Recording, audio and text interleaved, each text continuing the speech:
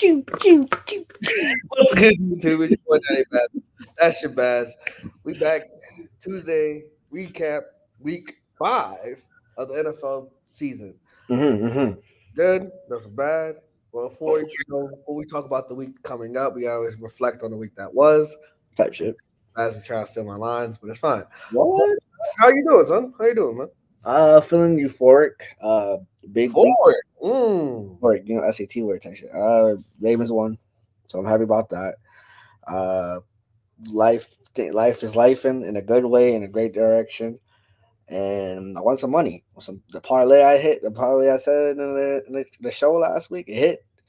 Packers, Washington, Ravens, and the Bears. I won like 50 cash. There you go.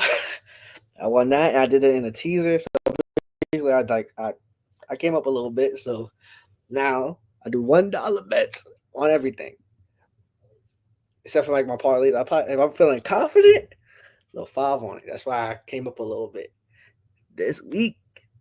$2. Oh. We splurged a little bit. We splurged a little. Oh, sugar. We got that. That's tomorrow. That's tomorrow. That's tomorrow. Yeah, That's like you just said, we gotta reflect on what happened. The good, the bad, the ugly.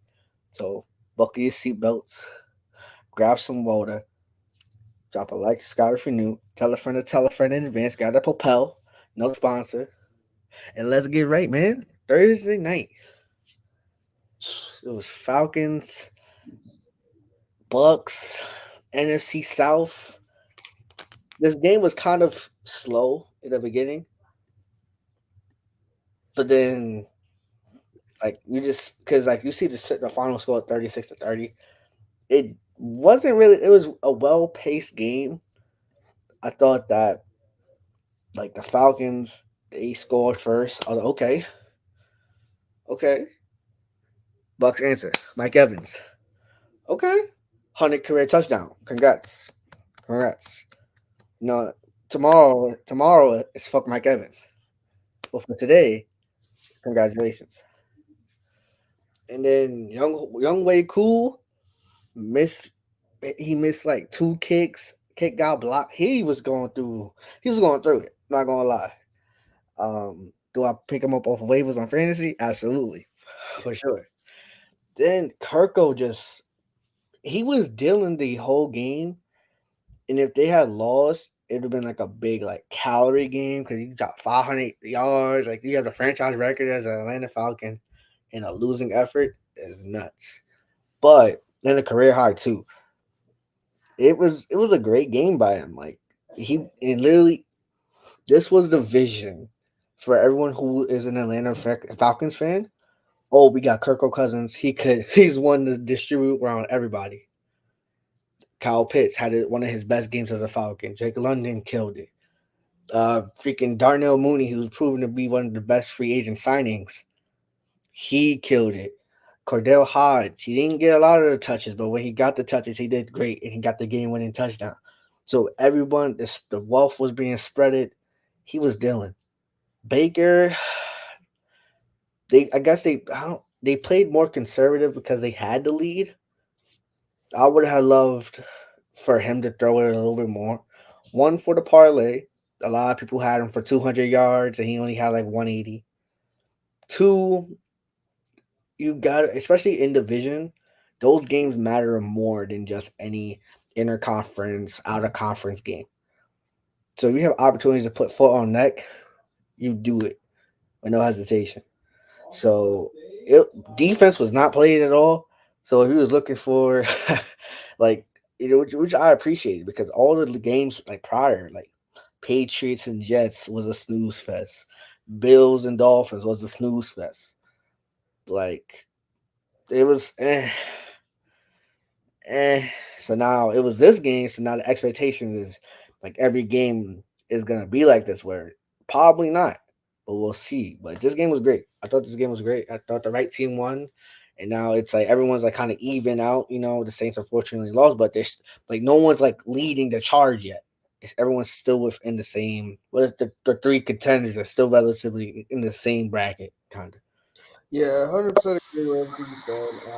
My big takeaway is like just like you mentioned, the the Bucks got way too conservative.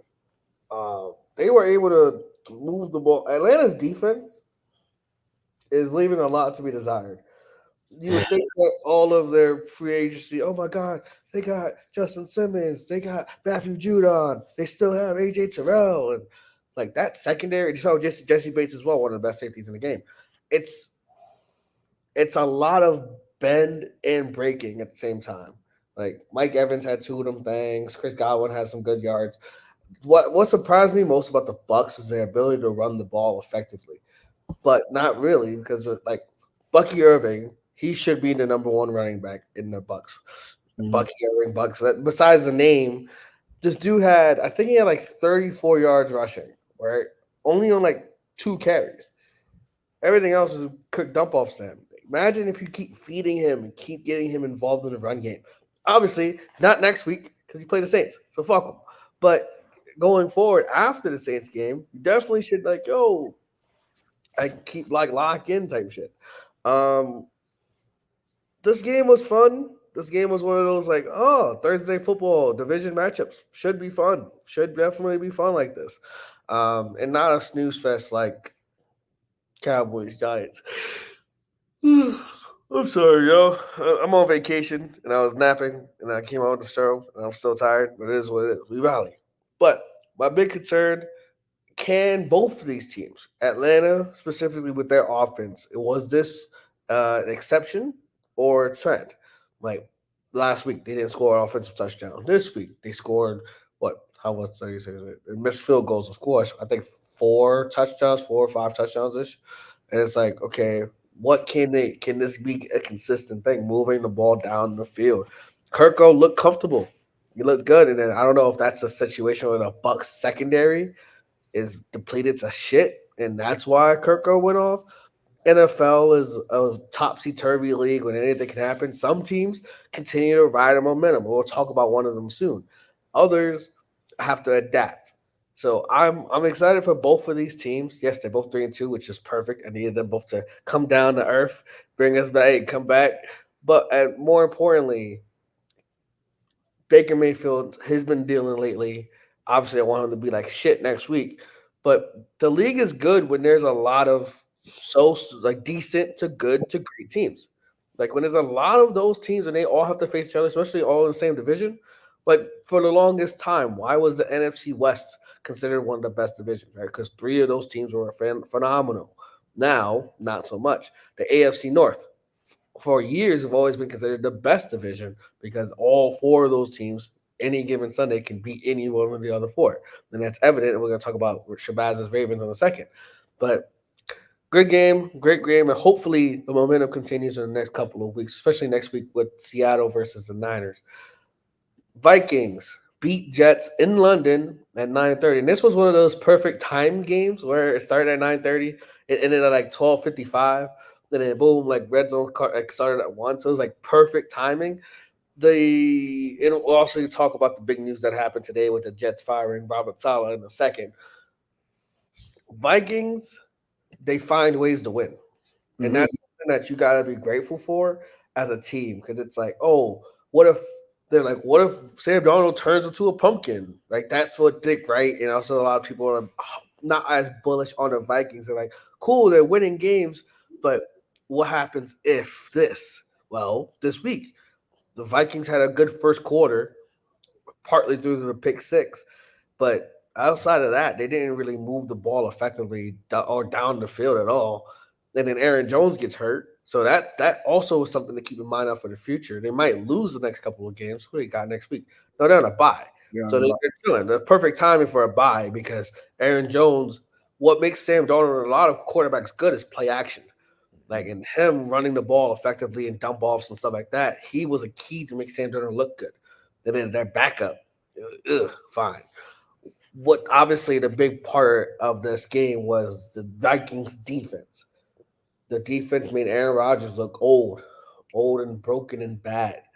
Like, yeah, they had a somewhat minor comeback coming back and they could have won. This would have been one of the games of like, damn, one team outplayed the other and still lost type shit.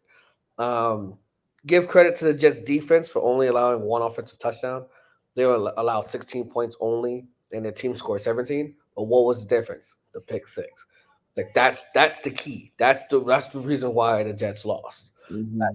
And then obviously, if you have much to say about it, but I was going to talk about it. The Jets fired the wrong guy. They put the scapegoat on Robert Saleh. Shabazz, Matt, and myself were talking about this today. There's sometimes my big point, and then I'll let Shabazz go.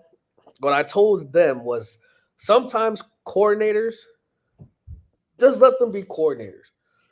Let them guys who are good at one thing specialize in that one thing. For example, Dennis Allen, he's fantastic defensive minded person for the most part. Last couple games, this game against the Chiefs notwithstanding, for the most part, he's a good defensive minded coach. He's not a good head coach. Mm. Not. When you're in charge of all operations, that can spread your mind out. And boom, Brian Flores is a perfect example of one of the things I talked about. Brian Flores, defensively, is probably one of the goats. Steve Spagnuolo, he's a defensive coordinator for the Chiefs, fantastic. But when he was a head coach, he bombed. When Brian Flores was a head coach with Miami, he bombed. Why? Because you're in charge of all different operations and stuff. Sometimes let defensive coordinators be good defensive coordinators. Robert Saleh, defensively for the Jets, a top one, like top three in almost a lot of statistical categories. Mm-hmm. The offense, and also just winning games. He wasn't good, and that's fine. That's fine. Be a good defensive coordinator. Matt was like, "Hey, he's going to go back to the Niners." Shabazz wants him to go to the Ravens. But regardless, though, the Jets as a whole fumbled this opportunity. They fought. They got rid of the wrong guy because their defense is the reason why they was in games anyway. Why True. did they last week they lose to the Broncos 10-9?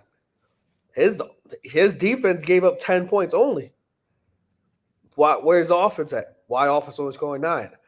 Oh, this last week they scored the number one team, at least one of the like top 5 teams in the power rankings and all that stuff. Oh, they're 5-0, well 4-0 at the time. They only gave up 16 points. Why did you lose? A pick six or 3 picks for your bad quarterback. Bad quarterback. So the Jets need to figure out what the hell they want to do. Oh, but now they have the defensive coordinator taking over as a head coach. Like that's gonna work. But I digress. Shabazz, I know you want to talk about the game as well, but I also want to hear your thoughts on Robert Saleh getting fired. So in terms of the game, I it if you're the Vikings, you're like, okay, we eked out a win that we, and if you replay this 2 more times, another game, whatever rematch, like right after it happens, you lose that game because Aaron Rodgers, he's just not good right now. But like that defense, like you mentioned, is fantastic, and I the Vikings on a bye week 5-0 for the first time I think since 2016. That's why I saw on the stat. That's a long time, and this is before you have divisional games and all this other stuff. So they got 5-0, first place in the division. Hey man, you're in a great position. To a lot of people did not have anybody like the Vikings. I didn't have them. I thought there was going to be like a down year and bounce back next year. And I'm one of the biggest Viking supporters out there. And I was like, yeah, nah, it's over because of the talent and the division. However, it's still early. And like you mentioned with the Aaron Jones injury, we got to see how that develops because without Aaron Jones in this game, the offense kind of stalled. Now, Justin Jefferson had 92 yards. He drew a lot of flags, which is amazing. But Sam Darnold was like, I was actively watching the second half, and there's opportunities for Sam Darnold to really take over and like kill the Jets. He was missing wide open throws. We was like, oh, pumpkin watch. Oh, Sam O'Donnell, he's seeing ghosts in the group chat. We was flaming him because he literally was just airmailing everybody. And I'm like, damn, like what's going on? But also, when you have Quentin Williams before you got injured in your face, It's kind of hard, so I can understand it, but they got to work it out. They got a lot of things to work out on their bye week and also get healthy. I think TJ Hawkinson, he should be coming back after the bye, so that's another offensive weapon that they can utilize. And yeah, so now back to the firing of Robert Saleh. I agree. The wrong guy got fired. It should have been, ironically, Saleh was thinking about firing Hackett, and Saleh got fired. So that's crazy. But it's annoying because you're 2-3, and literally you win Monday night at home. You're first place in your division. Right. So for all intents and purposes, I thought he was doing a great job because the good mark of a coach, and me, you talk about it. Colin Cowherd says it a lot. What's your specialty? His specialty is defense. And he coaches the hell out of the defense. Shannon Sharp, I agree with him 100%. They were saying, "Oh, all we need is a quarterback, and we could be Super Bowl contenders." Well, you got the quarterback that you wanted, and you're not getting the results that you want because you want to lose to Denver by scoring 9 points. I don't care if it's the rain game or ugly. No, that's an excuse. You scored. Now, granted, Denver's probably better than a lot of people thought they were, me included. They won 3 straight. They got some dogs.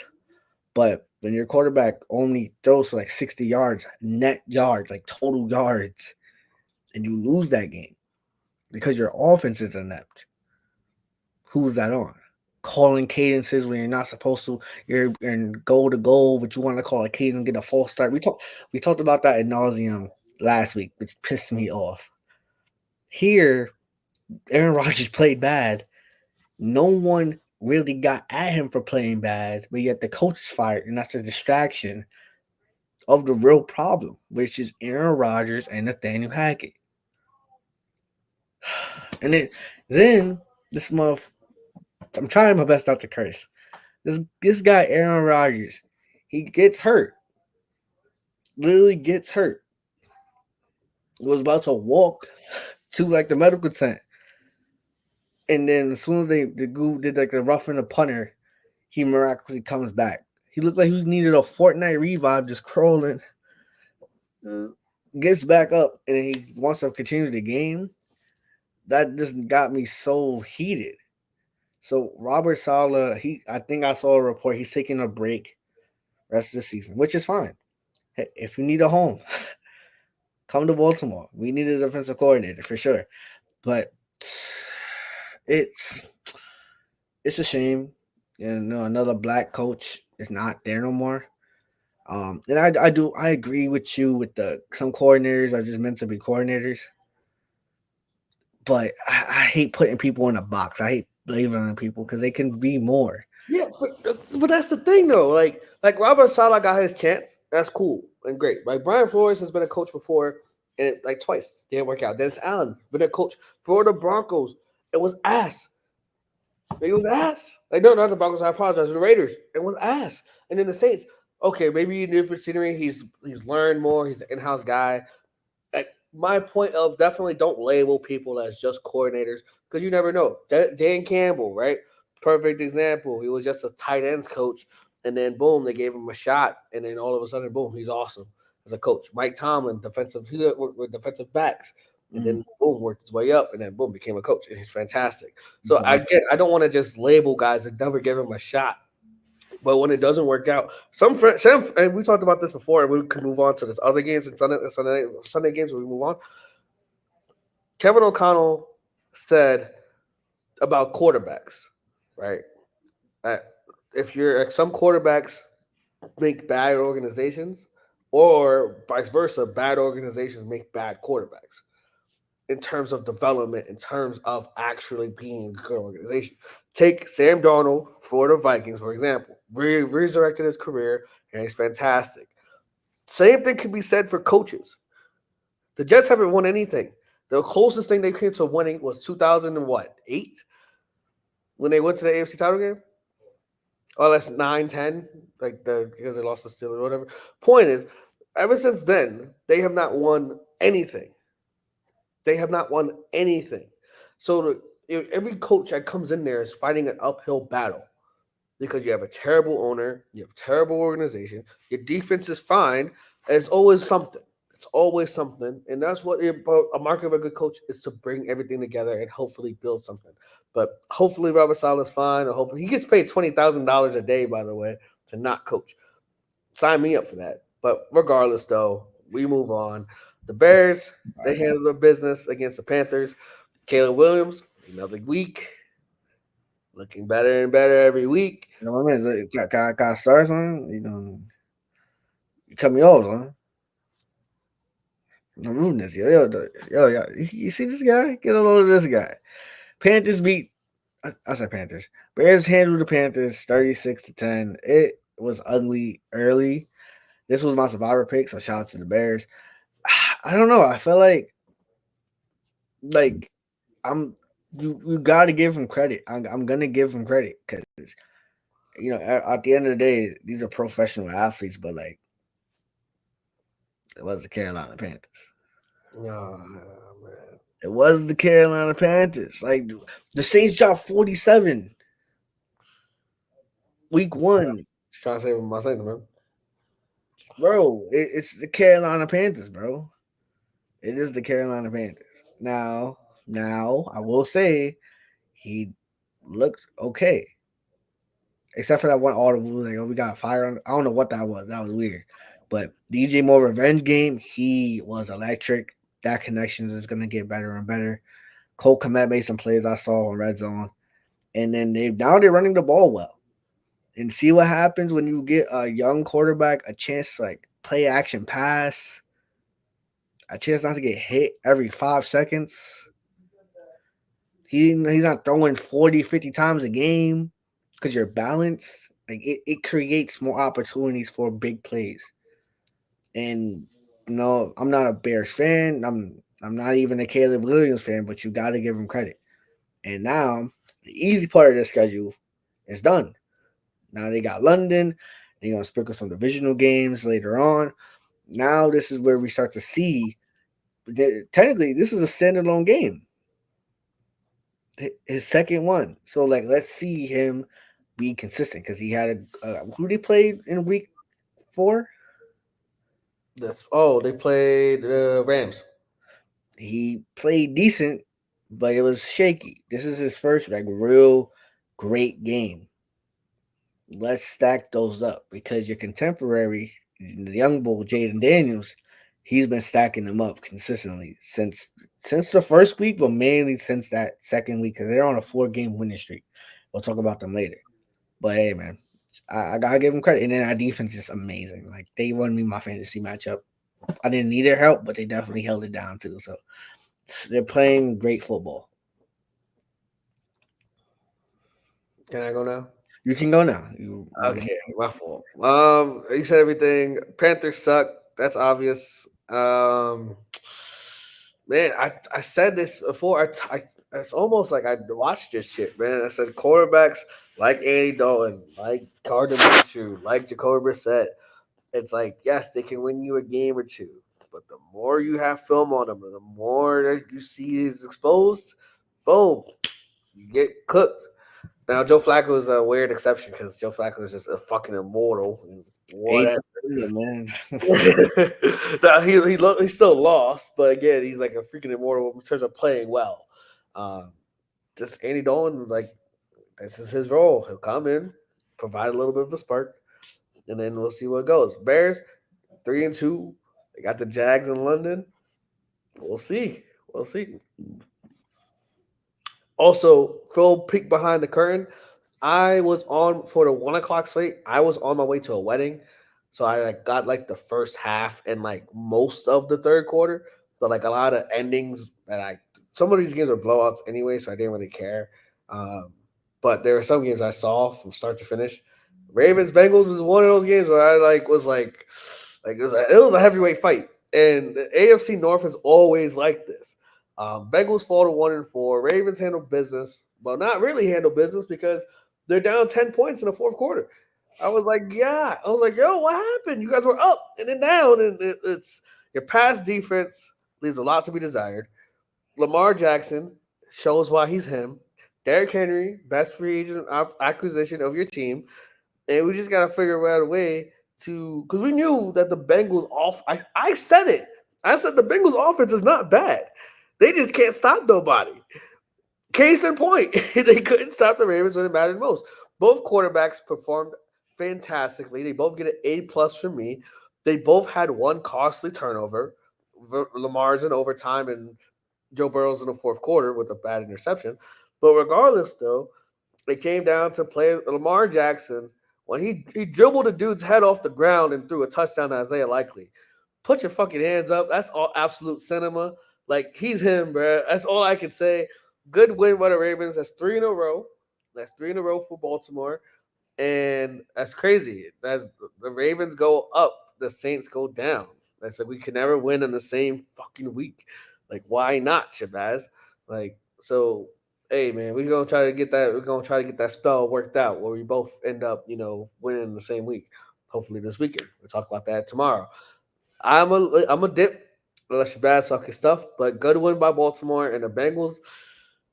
I know the schedule is tough because they play in the AFC North, but I genuinely am concerned because Play it's the like Giants. They play the Panthers after that, I think. no. So they got the Giants on Sunday night, and they got the Browns. Okay, that's two wins. Like this is what they could get some wins out here. Then they play Philly, who's inconsistent.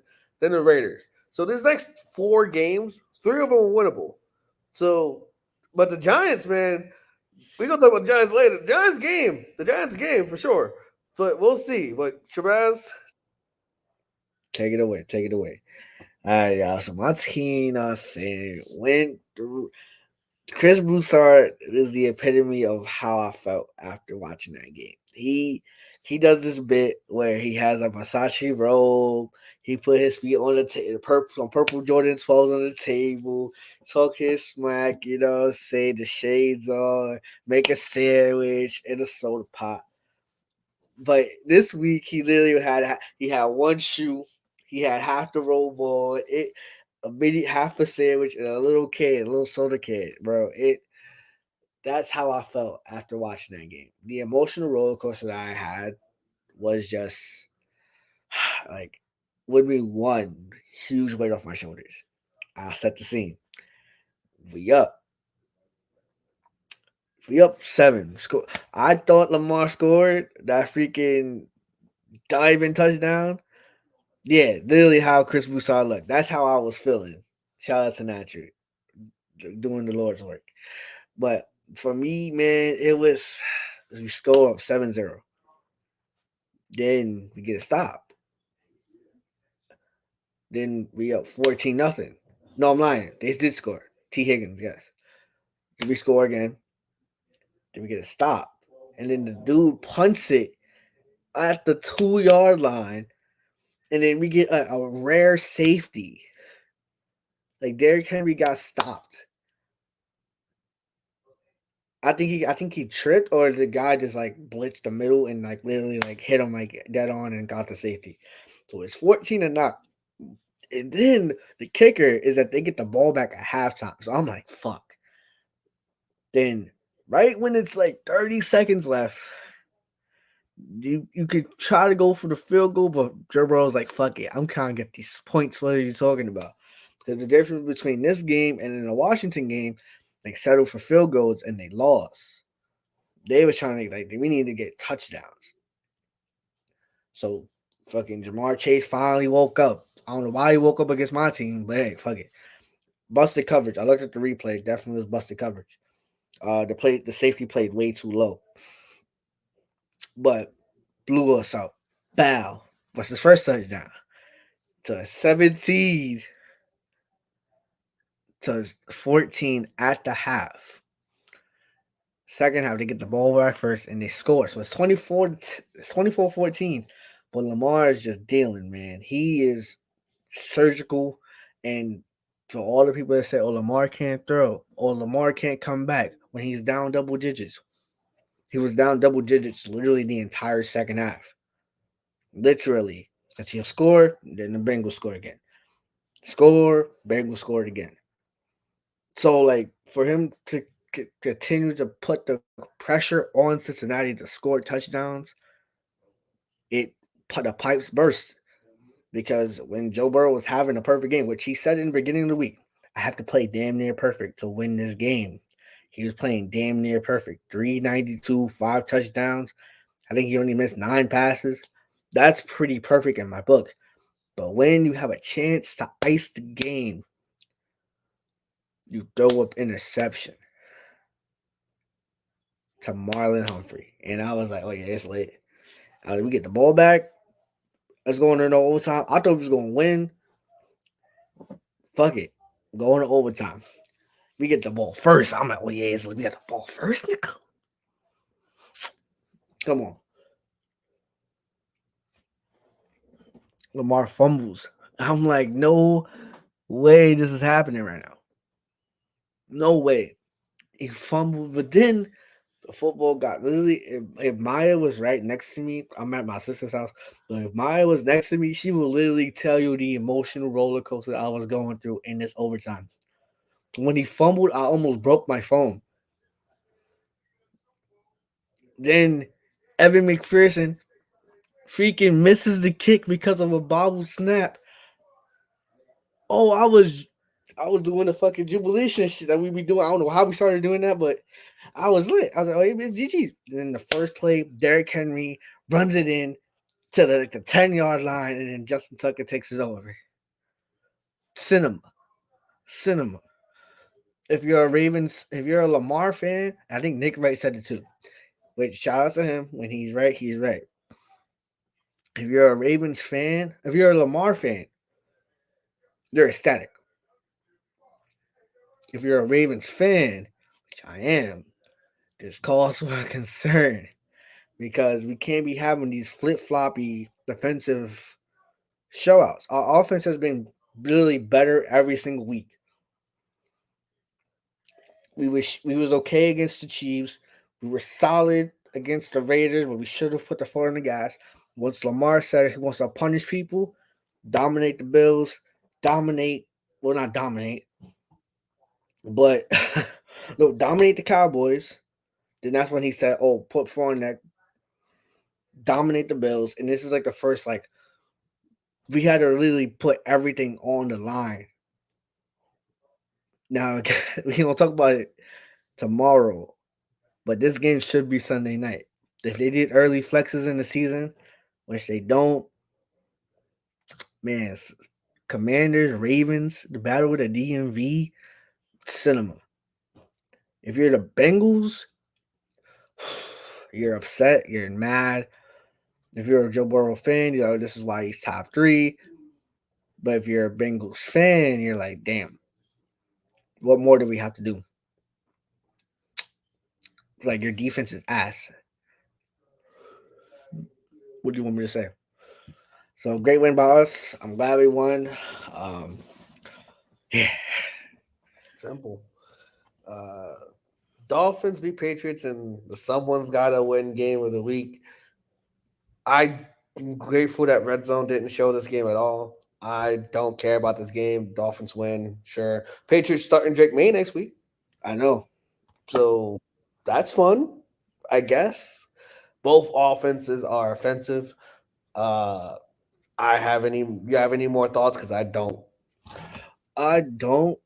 Dolphins gotta wait because bro, Tua is probably gonna end up playing still this season, so they can ride the wave to like a decent record. Then Tua comes back, there's still a chance to salvage the season. You're the Patriots. You're like, okay, we lost. Now it's time to bring in a rookie and see what he can do. Because you can't be worse, man. Like, and which is I'm like, you don't. I thought they would have played him in against Miami because you're like, okay, you're not playing them against San Francisco at San Francisco, but you're home. It's a home game for you guys. Give the rookie some more confidence. There you go. But no, I guess not. So the Drake Mace experience starts on Sunday against Houston. When I call the upset, will I be bugging, or at least call the 7+7 spread? From what I saw today, it might change tomorrow. Absolutely. But But here's the thing about the Patriots, right? It's like at what point can you start them? Because like you got the Texans this week, and then you go to London to play the Jags in their second home, and then you come back to play the Jets. No bye week until like week 13 type shit. So it's like you gotta put him in now. Like you have to, or No. or let him sit. But you got rookie quarterbacks dealing and balling. Bo Nix, he's won 3 in a row. Caleb Williams, he's won two in a row, but 3 out of his last 5. Jaden Daniels looking fantastic. Unless you know what's gonna, like, you can't just keep this guy off the bench because you don't know what's gonna happen. Saints probably under Spencer Rattler. So boom, that's about to be 4 quarterbacks now, but now 5 because they're starting Dick May. Hey, let's see what the rookie got, man. Let's see what the rookie got. Man. Speaking of the Texans, the Texans, they don't play complete games, which is why I'm concerned. We can talk about the Bills in a sec, but for Houston, I've been bullish on Houston. I thought their roster has been like their offseason adjustments, offseason moves, everything they've done has been amazing. They can't seem to put it together yet. They don't play a complete both side of the ball game where like CJ Stroud has a bunch of yards, but he has one touchdown and an interception and a bad snap, a bad fumble to give the Bills a chance to win the game. Then Nico goes out, hamstrings day to day, but then they said, no, it's going to be probably like week to week. The league leader in receiving yards out for it shortens the amount of opportunities that you have. Joe Mixon is not being there still, which I'm giving him credit because I've been saying, don't have Joe Mixon. And now he's proving his value because Cam Akers is okay, but he's not a capable starter throughout the whole season. You need your star running back. For the Bills, though, boy, first of all, you didn't probably watch because you was on your way to the wedding. Josh Allen's head hit the canvas. Oh yeah, so I saw that. Yeah, concussion. He's clearly. I don't know why they didn't even at least like check him out first. They literally just like, oh, I'm good. No, like, check him out. The game be damned, and this is why the NFL's done a great job. When they have an inkling of a guy maybe having a concussion, they pull him out, they get him evaluated, and then if he's solid, they put him back in. But if he's not, they're like, no, you're done. Where was that? Where was that for Judge? This is twice now.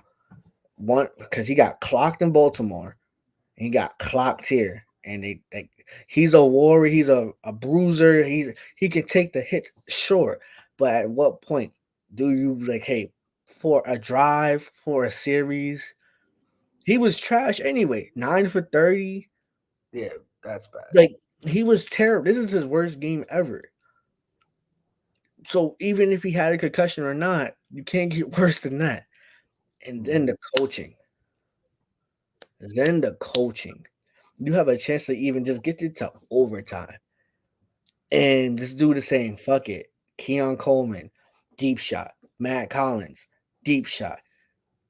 And then some other guy, deep shot. Well, all you had to do was get one completion, like a little middle of the field, 10 yards or 5 yards, just to get the clock going.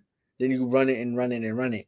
Then if there's like a little bit of time left, then you punt it. But if you're throwing 1, 2, 3, whoop, 1, 2, 3, whoop, you give them more opportunities with all their timeout. They didn't have to burn the timeout or nothing. They go up and they kick a field goal and they win. It saved, but maybe some money because I had the Texans winning, but not like that though. Not like that. Yeah, you said everything you said. I agree with. The last part too is like, yeah, they're at their own 2 yard line. They have to go 98 yards. You're not gonna do that with. I don't think they had a timeout. They might have had one timeout left, and it was like 35 seconds ish. So it's like play for overtime. This might be, you might lose in overtime, but you don't even get a chance because again, you was like, fuck it, someone's down there somewhere. Yeah, coaching malpractice. Yeah, 9 for 30. Well, I guess at that time 9 for 27, which again, if quick maths is 33%, like 33% in an NFL. You're an NFL quarterback throwing 33%. Like, bruh, Keon Coleman is great, but like he had like a 9 for 30 for like 157, and Keon Coleman had like 80 of those yards. They don't have any dynamic receivers. That's why they lost to Baltimore. Why? And I'll shout out to the first things first because I'm still their argument. Who? How can the Ravens be beat? Oh, week one, Rasheed Rice, Xavier Worthy, pretty good receivers. Week two, Devontae Adams goes nuclear. Week three, the comeback for Dallas. Oh, CeeDee Lamb is a top 5 receiver. They play the Bills. And why could Baltimore handle business? Oh, nobody's gonna vertically challenge us. I bet. Let's keep everything in front of us and lock in. Texans, what did they do? Oh, you guys don't have a guy. You don't have a Nico Collins. You don't have a Stephon Diggs. Oh, you had him. Got rid of him. But you guys, nobody that's vertically challenging in terms of downfield passing. We can just stack the box, and you're not going to do anything about it. You don't have a guy, a receiver that's going to bail you out, and that's Buffalo's concern. You can't stop anybody, really. Can't can't stop the run. And James Cook is fantastic.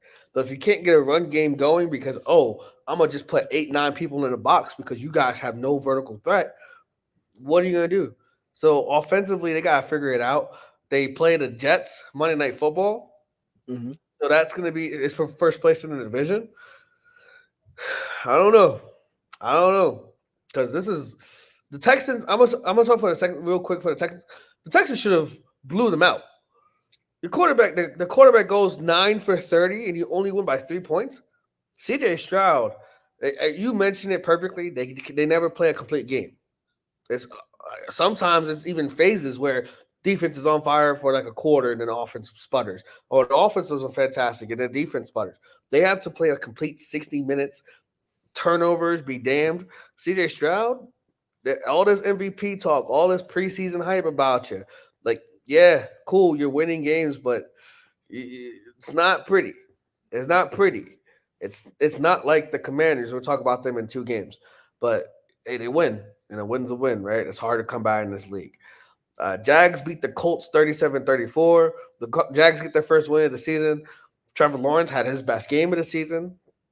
Oh, correlation, causation. Oh, he plays well, they win the game. Also, the Colts still can't stop a nosebleed. So the fact that you got 37 points is great, but you play the Colts defense that pretty much sucks. Joe Flacco torched your defense, made you guys look so bad. Like, and again, the Colts had a chance to steal this game. That's the crazy part. Like, everything went perfect for Jacksonville, and they still almost choked it. So again, when I talk less or have I genuinely don't remember Brian Thomas. Brian Thomas Jr. Shabazz was like, "This is my guy. I'm gonna put the flag on him." Yep. That's Brian Thomas Jr. Man. He won't win Rookie of the Year because obviously Jaden Daniels is fantastic, but out of the receivers, hey, he's been the best receiver so far, and he's playing for the worst team out of all 3 of them. So yes, as crazy as it sounds, the Giants are better than Jacksonville. But hey, good win for Jacksonville. You go to London, you go to your second home. You know, the season doesn't start till the Jags play in London, as what Nick Wright says. But hey, start stacking them. Start stacking them. I don't believe in y'all, but good win, really good win. I have no real analysis here. It was just Word. game. Old man Flacco, man, former Raven great, man. Shout out to you, man. Still doing shit at age 36, 37 years old, 38 years old. He's just great, man. He's just awesome. Like carving these young bucks up, man. That's all he do, man. Just the fastest, slowest white dude, man. He that guy. Yeah, so he ran 15 yards for a first down. I was like, "Oh, run, Joe, run!" Get him out of here, man. Right. Handling business, Commanders, man. I was happy. It did not look good. It didn't in the beginning. He looked overwhelmed a little bit. But again, that's just probably Miles Garrett in your face. So I trust me. I understand that. He threw, I think, one of his second interception of the year. Mm-hmm. So it's like, all right, now he hit the wall for a quarter. Then after that quarter, took off. Their run game is and the capital thing of today if you could run the ball, especially with a young quarterback, you can just do so much different things. You can open up the because cover two shell. That's what everyone's playing nowadays, right? If you could run them out of cover two, which is why they're dangerous. A team that could run the ball like them, Ravens, um, Philly, in terms of like running the ball, in Chicago now, if you could run the ball, it takes them out of cover two. Then when you stack the box, which leaves one on one with a lot of receivers. And me and you were lockstep in this. We're huge fans of Terry McLaurin. He finally has a quarterback who can give him the rock when he needs the rock. Simple. It's simple. Deep shots, easy. Now, hey. We're gonna talk about tomorrow. That's tomorrow. But just We're say gonna ain't nothing that should happen there, all right? Yeah. talk You got G-Man. You got one bad game and then cook everyone else, all right? You coming to the bank, motherfucker? Nah. So, but I do want to talk about the Browns for a second, if I may. Deshaun, they're down 21, fourth and goal. It's early the third quarter, so you still have a chance to win the game. He literally walks to the sideline. And that represents that he quits on the team. How you paid him the bread, that's fine. When your quarterback doesn't have the fight anymore, he's washed. Damaged goods.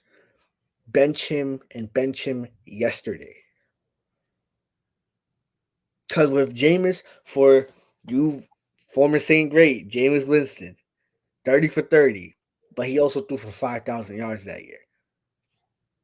He gonna let that bitch fly. But also, he might get a couple of like, what the fuck was that place? Oh yeah, absolutely. Oh, absolutely. But he's gonna give you 100% all the time. He's not gonna quit. And that's what you need. Because your defense can only play well for so long before they start feeling the effects of like, why are we even here if our quarterback's not even gonna try for real? Now, I said it last week, I said it week 3, whatever. Jerome Ford is not Nick Chubb. Nick Chubb is practicing. He should coming back soon. If you want to salvage your season, which for me is fuck y'all because y'all in my division. So I want y'all to keep on struggling. I want y'all to keep on being in the misery, and I want y'all to lose every single game. However, as an objective fan of the sport that I love, you bench Deshaun, you put Jameson, and then you run the ball with Nick Chubb. Your team is revitalized. And plus, also, you're going 3 and out consistently. Your defense is going to get tired. Yeah. So if you have extended drives and you score touchdowns and not field goals, that's one of the natural Baptiste commandments. You play better defense because you're motivated. Oh, let's get these motherfuckers back on the field so they can score again. And again and again. And that's how you keep that momentum going. So they got a lot to figure out. But shout out to the Commanders. We'll talk about this tomorrow. But yo, G-Mac, all right? I'll say 2 things. One, Jameis should be starting. He literally leads their pregame huddles. I don't know if you saw clips of that, but he's the one in the middle, like rallying the troops, like, let's fucking go. He's doing the Drew Brees route, the Lamar route, so on and so forth. Right? So the team already rallies behind Jameis anyway. So give him a start. What could be worse? You're already 1-4.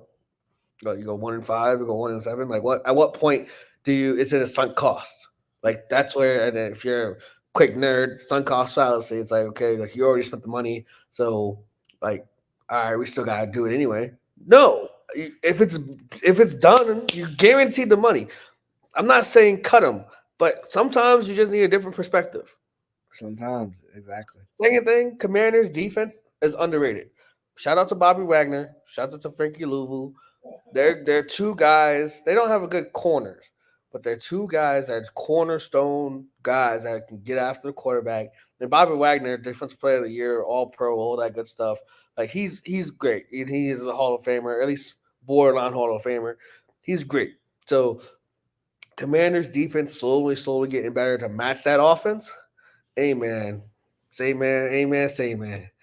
Good luck with that. Cardinals upset the Niners 24-23. So I finally watched the highlights of this game today. Two thoughts, one for each team. Cardinals, where the fuck was this?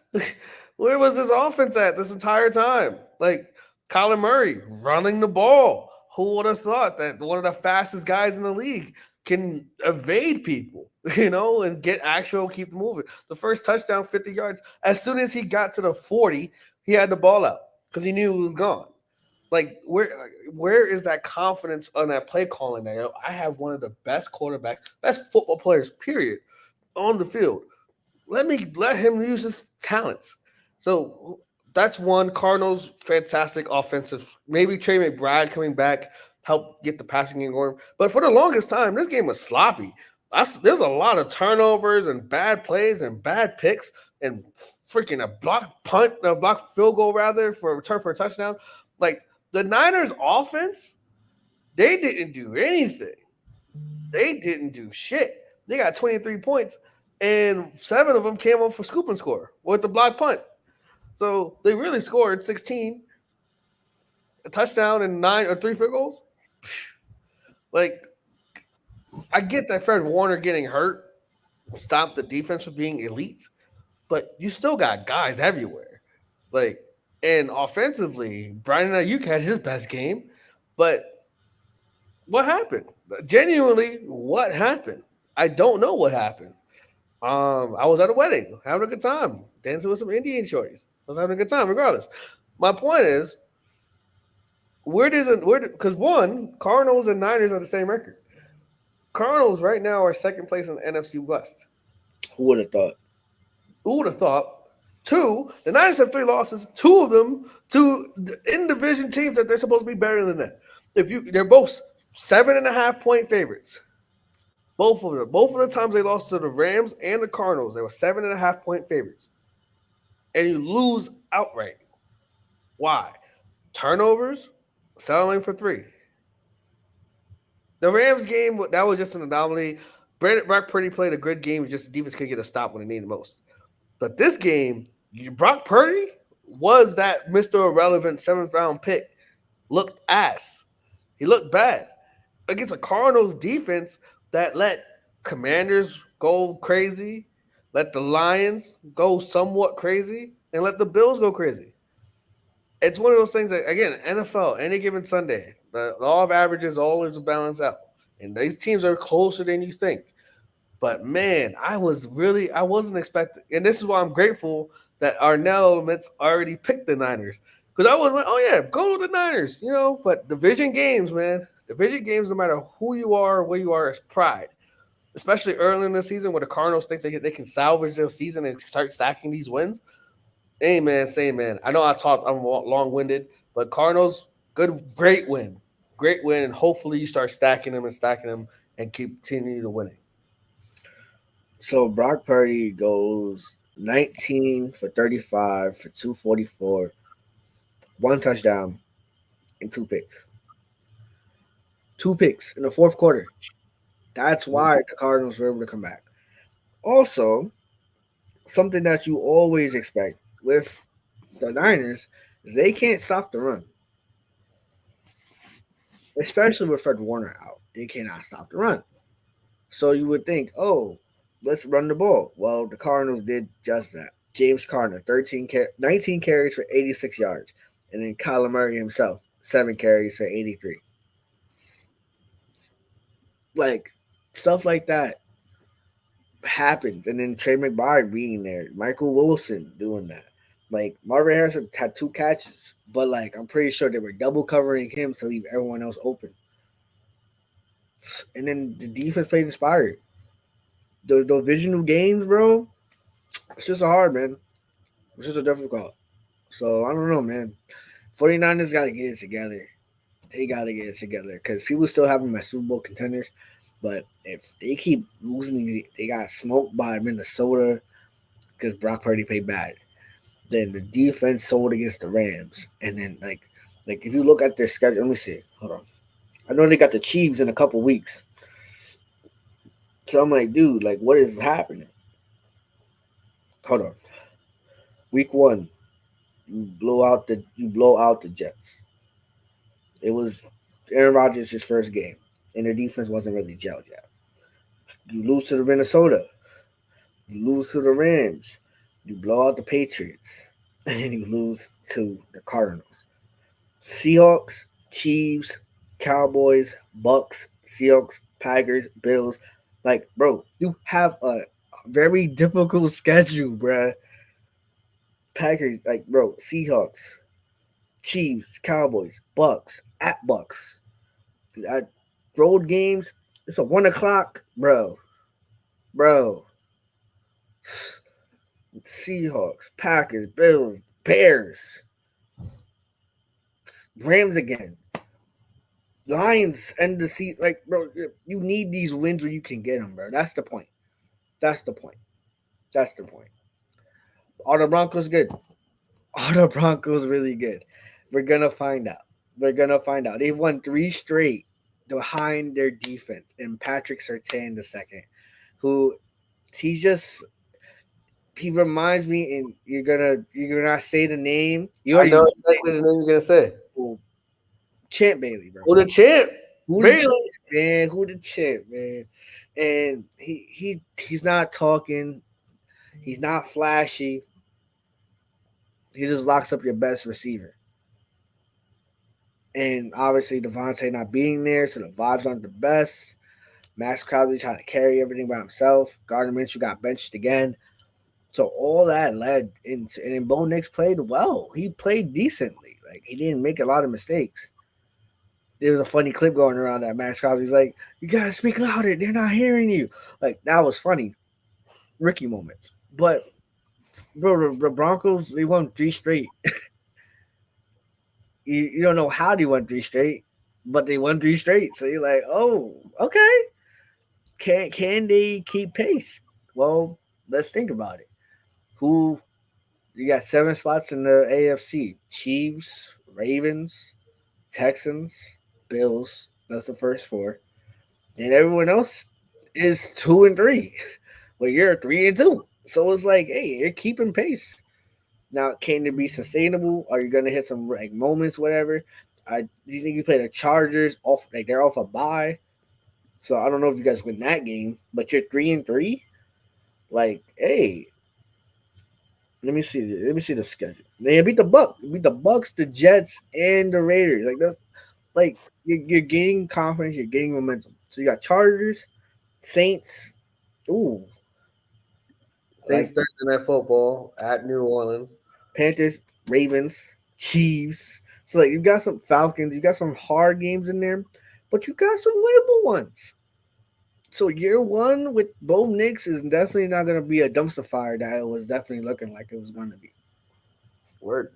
Um, yeah, I'm the one that made this question. I was like, are they good? I shat on their defense for a few weeks. I was like, psh, their defense is it's just Pat Surtain and nobody else. Yep. But man, they get after the quarterback. Now again, it's pump the brakes. Yes, they've won 3 straight, but the Bucks had just beat Detroit in Detroit, and the secondary was depleted. No excuse, but just like putting it into context. Then in a rainstorm, you old ass Aaron Rodgers who doesn't throw the ball down the field, and Patrick Surtain clamped up, and then this week Gardner Minshew and Aiden O'Connell. So it's like, yeah, fair, but not make my commandments, right? Hey, don't make mistakes, control time of possession, touchdowns, not field goals. And that's exactly what the Broncos are doing. Now I will say this: looked at the highlights earlier. The Raiders are moving the ball early. They were. It was looking like, ooh, what's going to happen? And then turnovers and opportunistic defenses like the Broncos have. Gotta give them some credit. Gotta give them some love. Again, 3-2. We'll see where the season goes from here. But amen, say man, they making me look good. I'm not bad at the Broncos at all. Also, those Orange Crush unis. With the blue helmet. Oh, that was tough. Come on, it was tough. Packers beat the Rams 24-19. Ugh. I mean, for the parlay, great job, Packers. Game was ugly. Jordan Love, I'm not saying he's bad. I'm not saying he's great. But every game he has this like one play. It's like, bro, what are you doing? He has that Brett Favre in him, bro, in a bad way. It's like, bro, he always makes that one play. It's like, what the hell? You only beat you. You should have blew out the Rams, but you threw a pick six because you were trying to avoid a safety. That's just it was just an ugly, ugly, weird play. But overall, the Packers ran the ball effectively. Mm-hmm. They took care. They handled business. They didn't get cute. They didn't try to be aggressive. They said, let's get out here. Let's get here and win. To be fair, they held the Rams to basically because they went for two and didn't get it, so it's fine. But they basically held them to 13 points. Like Kyrie Williams scored a touchdown, but the Rams are broken and battered. Hopefully, eventually, because I think they have a bye. Coming up, Yeah, maybe. this week is their bye. So hopefully after the bye, Cooper Cup is back and Puka Nakua is back, and they can start actually having a competent offense again. But man, like until then, the Rams are leave a lot to be desired. And I mean, and Xavier McKinney, a fifth game with an interception, or at least a takeaway. So it's like, bro, like, oh, hey, like, he was like, where is he at? I don't know where he's at. There he is. He's always making a play, helping the Packers win, or at least stay in the game. Who the Packers got next week? They got Cardinals. good game, great game actually. We'll see, and we shall see. That's all I really can say. Come on. You want to go? Do you have anything to really say? Shout out to the parlay, man. That's all I got. Shout out to the parlay. Jordan Love's playing very inconsistent because he got the flashes of like why they paid him the bread, but he's also playing like, yeah, you definitely need more starts under your belt. So it's the best of both when you're winning, but when you're losing or if you're losing games, this is where you look back like, all right, they started for three. You were benched for 3 years behind Aaron Rodgers. Like, what did he teach you? Like, show us that. You're playing like a hybrid of Aaron Rodgers and Brett Favre with the mechanics of Aaron, but the recklessness of Brett Favre. So we need to dial it back just a little bit because I love that you saying fuck it. I'm throwing this bitch. That was Aaron's main flaw for as great of a career as he's had. He wasn't really like a like the touchdown interception ratio. That was his bread and butter. He didn't but on a free play, you saw beauty every single time. But Jordan Love is saying he wants that every single time factor, but sometimes you don't need it every single time. So, but Rams has got to get healthy. Bye can come at a better time for them, for Philly, for the Chargers, like the early buys, especially when you're injured like this. Perfect timing. Perfect timing. Giants upset Seattle. I just read it. Giant upset in Seattle. That's bro. That game. I thought when I'm playing 2K with this guy Matt, right? And we playing some random rec, and then the fumble six happens at the 1 yard line. It kind of gave me PTSD because that's how we lost against the Bengals off a fumble six at the 1 yard line. But when it happened, I'm like, no way that just happened. So that 4 o'clock window, you saw block field goals for touchdowns, fumbles, pick sixes. Like you saw a lot of different shit on that 4 o'clock window. It was great, but they didn't get rattled. They were moving the ball very well against Seattle. And now this is it's a copycat league. So they saw what Detroit did. A lot of play action passing, a lot of running on early downs. And that's what they did. That's what Brian Dable did. So shout out to him. He coached a great game. And Devin Singletary didn't play with that kid Tracy, the undrafted back they got. He was doing some things. He was definitely moving. and grooving. I don't know his stat line. I gotta look it up when you talk, but he looked explosive. He looked like what I was trying to have, like say, like Devin Singletary, a good backup back, a good change of pace back, but he's not the guy you want every single time. And then Daniel Jones was running the ball too. So I thought, hey, they don't got neighbors. He's out with the concussion. I'm like, oh, this is a big Seattle spot. But hey, hey man, Word. So I just looked at the stats. Damn, he had 118 carries for 129 yards, 7 yards a carry. bro, he was Crazy cooking. kid, a crazy kid. And then this is the first game with Darius Slayton showing up for the season. He had 8 catches for a buck 22. It's like, oh, you're alive, Darius. Like Malik Neighbors is taking all your shine. Like I was pleasantly surprised when I looked at the score. I was like, damn. Even after the fumble 6, it's like, oh, they go right down the field again. The Giants' problem for the last couple of weeks, they had the Commanders won. They just couldn't make extra points or couldn't kick field goals because the kicker got hurt. They had the Cowboys beat. They just settled for field goals instead of scoring touchdowns. If one of those drives ends in a touchdown instead of a field goal, they win. And then this week, if their offense is not offensive. They're able to move the ball. They just always shoot themselves in the foot with penalties or missing field goals or taking field goals anyway. This is the first week I was looking. I was like, huh, like Pleasant and Seattle, except for that last. Geno Smith was running for his life productively, but they came. Kenneth Walker didn't really get anything going. DK was clamped up, and a second Giant secondary, for the most part, again, only scored 13 points on them. Only had defense. The defense held it down.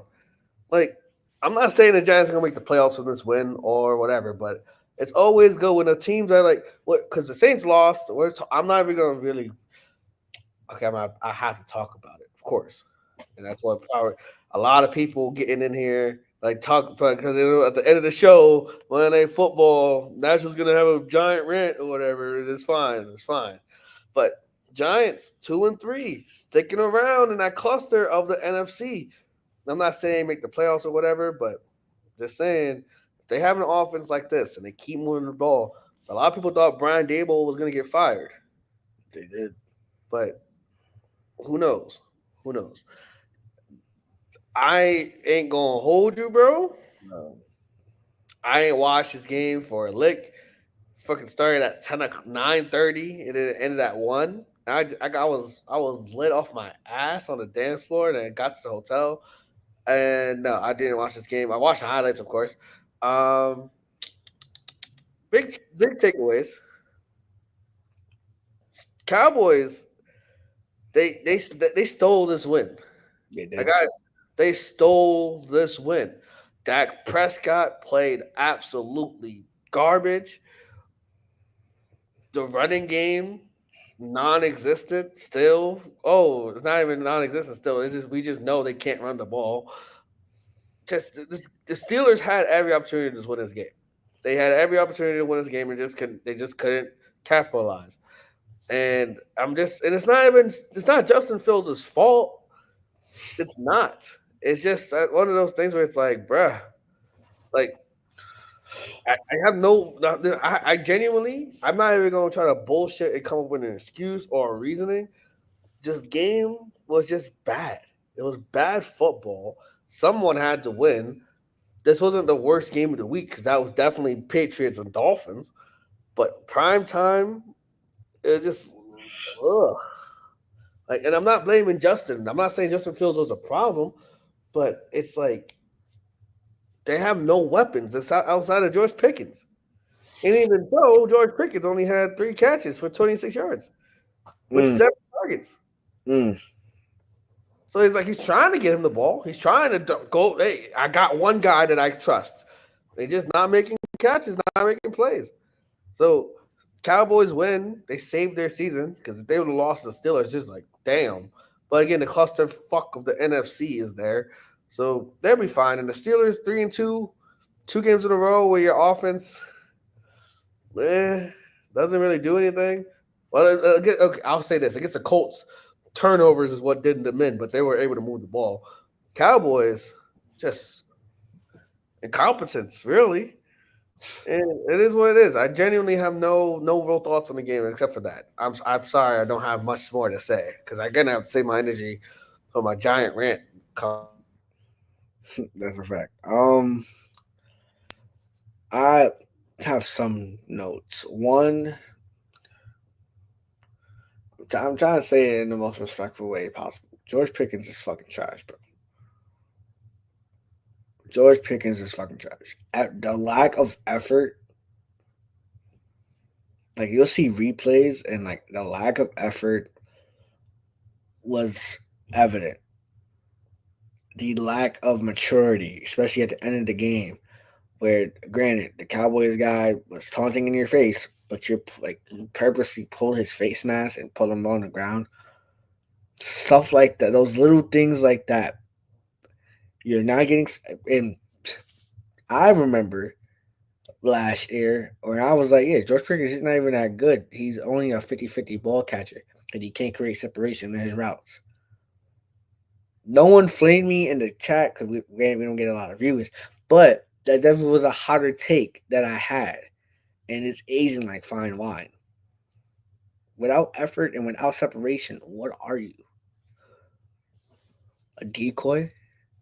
How can you be a decoy if you're not even working as a decoy? You can't run the ball. Najee Harris is cooked. He is not the same. And you would think, hey, the Cowboys Achilles heel without Micah, without Dexter Lawrence, not Dexter, Demarcus Lawrence, can't stop the run. Can't stop the run. That spine is weak, and they cannot. But yet they didn't try enough. I would have thought some QB design runs in there just to get the ball rolling a little bit. Now again, the timing was off because of the late start. But at the end of the day, football is football, baby. Now Dak played ass, 100% right. Dak played so trash. T.J. Watt, 100 career sacks. One, I think the second youngest to do it is Reggie White. Just dominated off the rip. So shout out to TJ, but it's just so weird, bruh. It's so weird. Like now, because they lost, Ravens is first place. So shout out to the Cowboys. And I said it was gonna happen, but I ain't imagine it was gonna be like that though. I was like, oh yeah, I'm talking my shit as a Ravens fan. Oh yeah, it's still gonna lose. And Ravens gonna be first place in the division. But to lose like that on a last second touchdown, Yeah. I feel for y'all a little bit, but then I don't because your offense was offensive. Now Monday night, I'm gonna actually give Mahomes credit As you should. As you should. Yeah, because I'm gonna. My rant's gonna be all Saints based. So give the Chiefs all the credit in the world.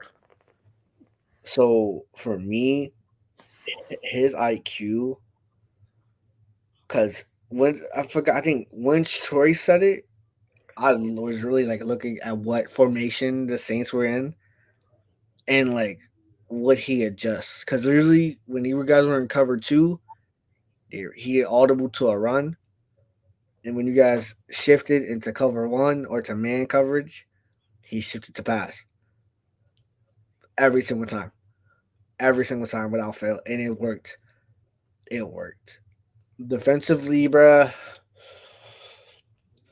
they got the best defense in the league right now. That boy Chris Jones, and for the Derrick Henry effect. You run it more, he gets the more you run it, the more like engine he gets, and the more like, amped up the better he runs.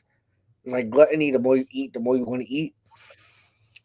For Chris Jones, I think they tried.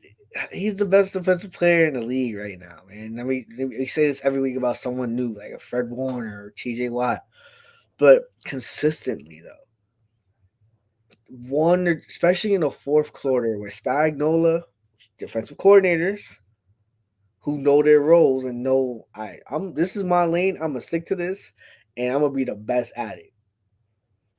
Him saying, "Yo, I'm gonna dial up blitzes when he know they need to throw, hurrying up Derek Carr, Derek Jones. Granted, Saints didn't have their starting center, but he's like, yo, Chris Jones is just gonna maul and cause double teams and get someone else open.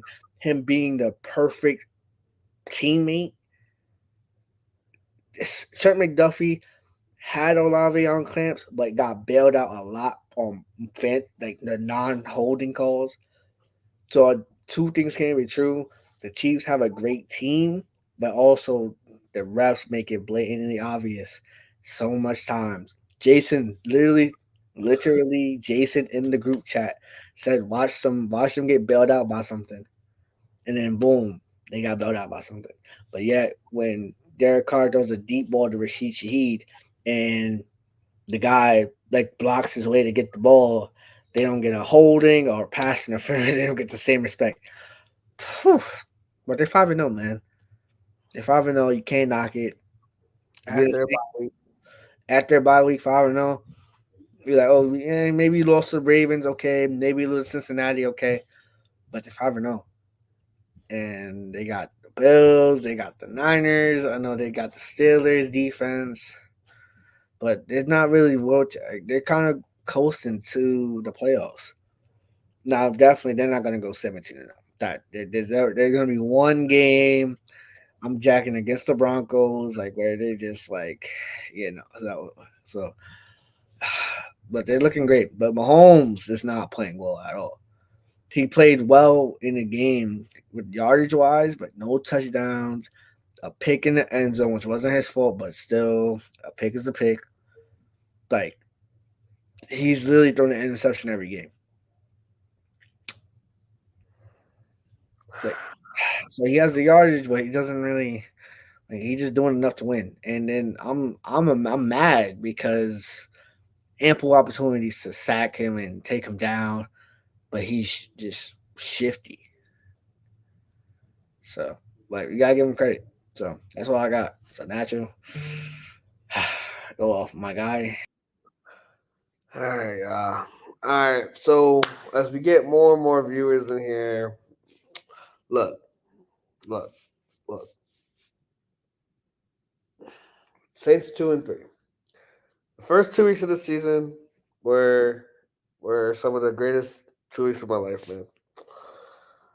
Oh, this shit's so frustrating, bro. First drive of the game. We're moving the ball. We're running. We're throwing it. Everything's going perfect. It's 1st and 10. Offensive line, patchwork offensive line. And again, give the Chiefs defense all the credit. Steve Spagnuolo is a fantastic defensive minded coordinator. He's seen it all and done it all. So, boom, give him all the credit in the world. But it's fucking 1st and 10 at the Chiefs' side of the field. Derek Carr gets pressured up front and says, okay, I'm going to try to throw the ball out of bounds. Doesn't get enough on it. Picked off. First drive of the game, bro. First drive of the game. This game was so frustrating for two reasons. Defensively, and if you don't listen to the broadcast, I get that because sometimes Troy Aikman and what's his name, Joe Buck get annoying. They're actually a pretty good broadcasting duo. The Saints are known for playing man coverage. I know it's Mahomes. True. And playing man coverage doesn't really inspire confidence in terms of, because he's going to scramble and then boom. But pull a QB spy. Why the fuck we're playing zone so fucking much? Every single big play they had, we was playing fucking zone coverage. We have the corners to guard. They don't have it. They have Xavier Worthy who's fast as shit. Everybody else you can guard, bro. Everybody else can guard.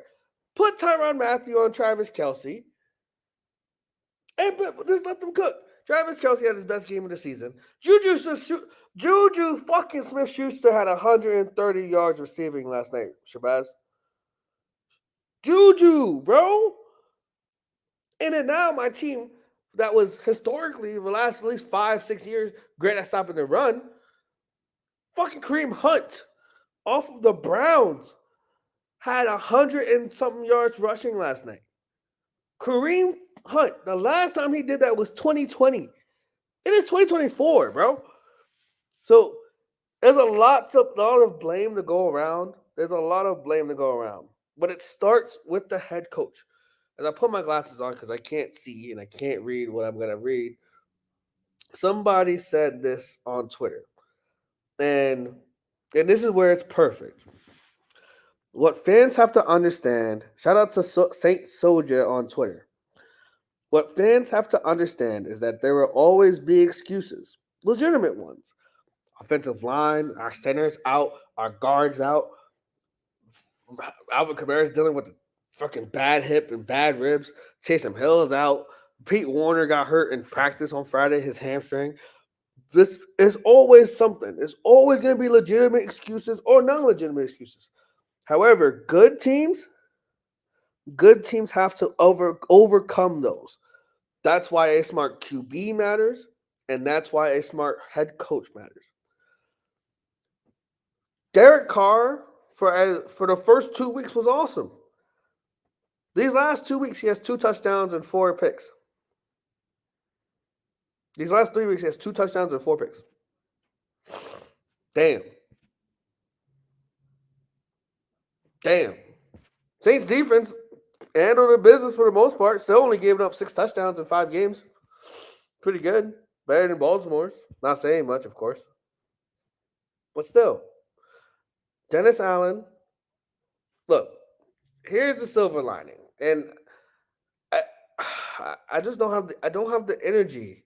Because every single week we lose. I was biased, of course. If you're an objective fan, you probably say the Chiefs are going to win off of some bullshit or some bailouts or whatever. But we made the Chiefs look decent. We made them look normal. Yeah, they scored 26 points. But, like, they had to kick the field goals a lot, and we had a chance to keep us in the game. But, okay, couple of silver linings. But one, more importantly, we're 2-3. We can go on a run. Let's see what happens. Boom. That's obviously. Season's still young. Derek Carr got hurt for multiple weeks. We're 2-3 right now, and I'm gonna say it because, and Shabazz, I want you to be here. So when I say this, and you're like, "Whoa, what are you talking about?" The Saints play the Bucks this week, then a short week against the Broncos. We lose both those games, Dennis Allen has to be fired. Oh yeah, sure. 2-5 with another suspect easy schedule. No good. Bro, for real. And I would say this one last thing because there's a lot of final thoughts. Dennis Allen as a head coach against teams under 500 since he became the Saints coach. So Saints 2022. Okay. Teams under 500, he's 12-10. Teams at 500, he's 4-3. Teams against over 500, meaning the good teams, 2-8. When you can't beat the good teams, you're going to be stuck in mediocrity. Mm-hmm. And I'm tired of being in mediocrity. I'm sick and tired of being sick and tired. I'm done. And of course, I'm a Saints fan for life. So even when I'm mad, I have the perfect picture that shows my frustration right now. This is how I feel watching Saints games every single week. Because it's like we have a big play, we have a fantastic play. Fuck it, Shaheed down there somewhere. And it's like boom. All of a sudden, Chris Olave only has 2 targets. Why the fuck is London Tipton getting targets on 4th down? I know his name is not London, it's Mason Tipton, but still. You stole my jelly, man. I definitely stole your joke. But if you lose these next 2 games, you lose the fans, because they're both at home. You lose the fans, you lose the players, you're 2-5, and you're gone. You win these next 2 games, you win the Bucks game, go back to 500, division rival, and then you beat the Broncos on Thursday Night Football. Like Sean Payton is on the other side. You beat him, you're 4-3 with 10 days rest. Then people might, all right, let's see what we can do. So again, it's a win. What have you done for me lately, league? And if you win, we love you. If you lose, we hate you. And right now, you lost 3 straight. Keep losing, Shit gonna get south really, really, really quickly. Mm. Put the kid in, as Shabazz said. Yeah. Spencer Rattler, put him in. See what we got. Because right now, Derek Carr, he's out with an oblique for 2 weeks or multiple weeks. So And whoever that who's that kid? Jake Hayner, Who? he's from Fresno State. Who's talking about who played like in the fourth quarter?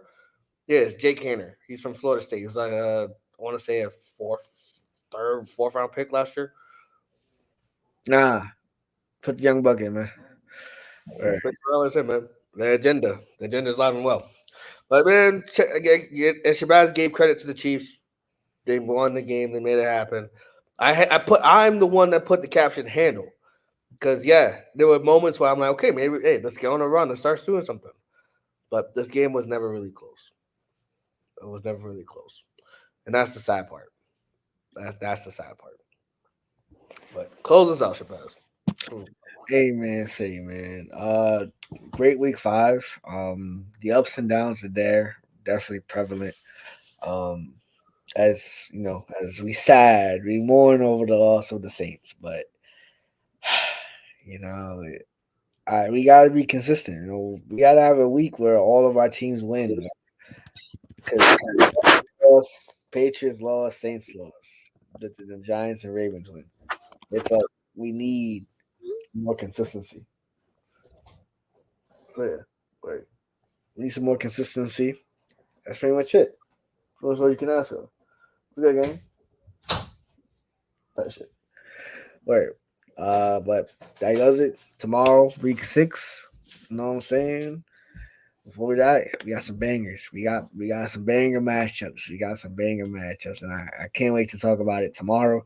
But until then, drop a like, subscribe if you're new, tell a friend to tell a friend, live a life for the 4 F's and the V: faith, food, family, football, and if I can find it, vindication. and we'll see you guys tomorrow, 8:30 Eastern.